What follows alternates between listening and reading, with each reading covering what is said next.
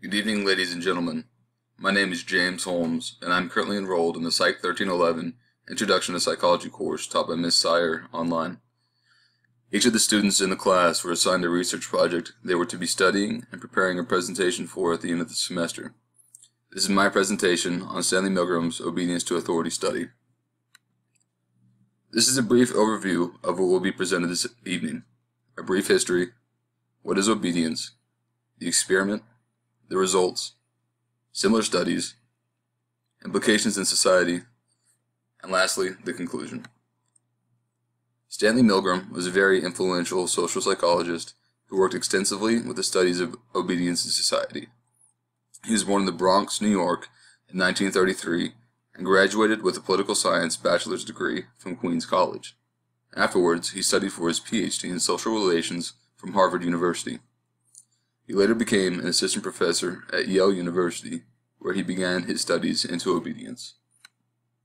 Before we delve into what his initial experiment was, similar experiments that have been conducted since then, and the implications this had on society at the time, I'd like to talk about what obedience really is.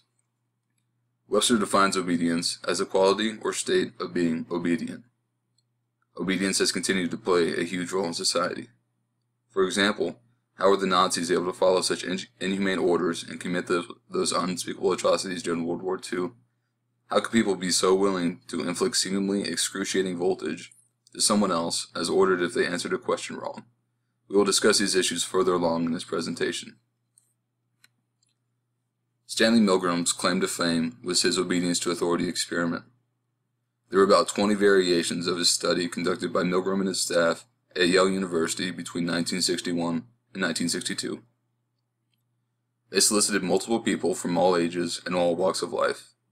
These individuals ranged from blue-collar workers to white-collar workers, from the ages of 20 to 50 years old, and had varying education levels from people who had only finished elementary school to some who had PhDs and doctorates.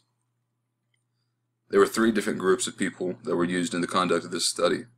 There was the experimenter, who was a confederate that acted as the authority figure, the learner, who was another trusted confederate of the staff, and was to act as if they were in pain, and finally there was a teacher, who was the individual shocking the learner, and the one being studied. In short, the staff took the individuals who volunteered and placed them in the teacher role to be studied, while the other two were actors who were in on it the whole time. The experimenter and the teacher would hook the learner to a chair which appeared to be wired to a shock generator machine in another room. The learner was then to memorize a series of word pairs, and the teacher would repeat the first word of the pair, followed by 4 different words. The learner then had to select the word that was originally paired with that word. If the learner got the answer wrong, the teacher was to deliver a shock to them, and then increase the voltage by 15 volts each time a wrong answer was given. The results of his studies were shocking. 65% of the teachers continued on to deliver the last level of voltage at 450 volts. More surprisingly, even after the learners had discussed their heart issues prior to the start of the experiment and were later screaming in pain, the teachers continued to electrocute the learner. What is even more incredible is that the majority of the individuals who obeyed the experimenter to the end experienced what appeared to be nervous breakdowns. The subjects were noted to have mentioned several times that the experiment was not right and that they should stop, while also laughing uncontrollably and nervously fumbling cigarettes in their hands. On the other hand, the rest of the subjects that continued through to the end were in a calm state of mind and appeared to show minimal signs of distress. What these results displayed to Milgram and his staff is that human beings have an instinctive tendency to obey someone who appears to be in an authoritative position. There have been several studies completed in the same manner as Milgram's original experiment. I'll be talking about 2 in particular today. The first was a study conducted in Jordan on the obedience to authority in children. The variation was slightly changed, however the concept was generally the same. The only difference is they were studying obedience to authority in children of both genders in 3 age brackets, 6 to 8, 10 to 12, and 14 to 16 years old, where the children played the role of the teacher. It is important to note that while there are variances between the American and Middle Eastern cultures, the results from the study further concreted Milgram's findings. The fact that the results were similar across cultures and age groups solidifies the theory that the human being has an instinctive tendency to willingly obey an individual in an authoritative position. The following are the results broken down into the three age groups, with their respective percentages on the number of children that continued shocking the learner through to the end at 450 volts. For the 6 to 8-year-old bracket, 69% of the subjects obeyed. For the 10 to 12-year-old bracket, 84% obeyed. And lastly, for the 14 to 16-year-old bracket, 66% obeyed. The last study I will discuss was done in Sydney, Australia. The only difference in the way it was completed from Milgram's original study was they used 4 roles instead of 3.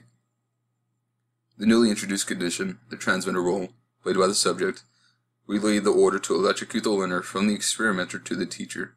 So in this case, the experimenter, the teacher, and the learner were all actors.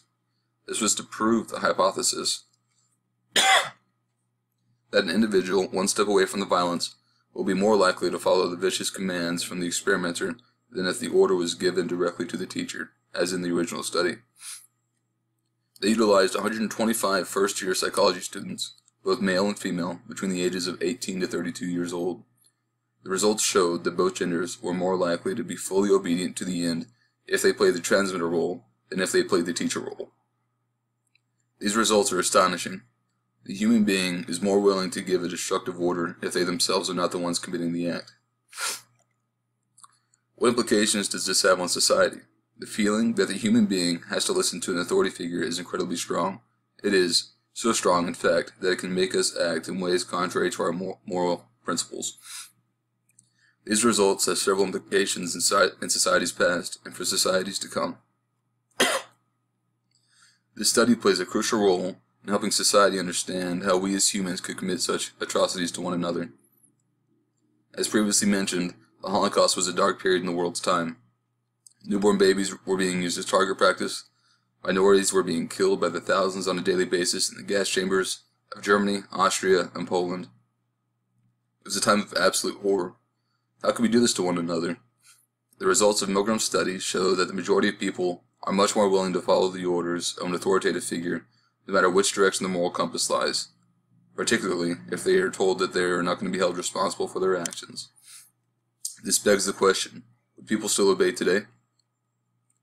A study in 2006 was drawn up to answer that exact question.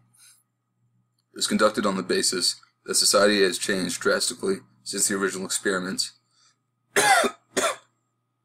and we are more aware of the dangers of blindly following authority than they were in the early 1960s. The results proved this basic thought wrong. They used 70 male and female participants ranging in age from 20 to 81 years old. There was an extensive screening process that included questions that might discover if the potential participant might be familiar with Stanley Milgram and his work in obedience. They were first asked if they had taken 1 to 2 psychology courses in college, and if they had, they were immediately excluded. If they answered no, they moved on to 2 more levels of screening, so the staff might have more in-depth knowledge of whom they were studying. They then completed the study in the same manner as Milgram's original. However, the experimenter concluded the study after the 150-volt mark, no matter if the subject wanted to continue or not. While it is hard to determine whether the subject would have continued to administer the final 450 volts, the results are still incredible. While showing the same nervous symptoms, people will still follow the orders of an authoritative figure. This obedience to authority study provided a groundbreaking insight into the human mind and how we operate within society. Multiple studies since the original have continued to prove that humans have a tendency to obey someone in a higher position in society than themselves. I am curious to see how social psychologists further the progression in this particular field of study in the coming years. Will we ever evolve to a point where this tendency to obey is thrown by the wayside? This concludes my brief. If you have any questions, please refer to the references noted or submit a question to the discussion board. Thank you. Have a good night.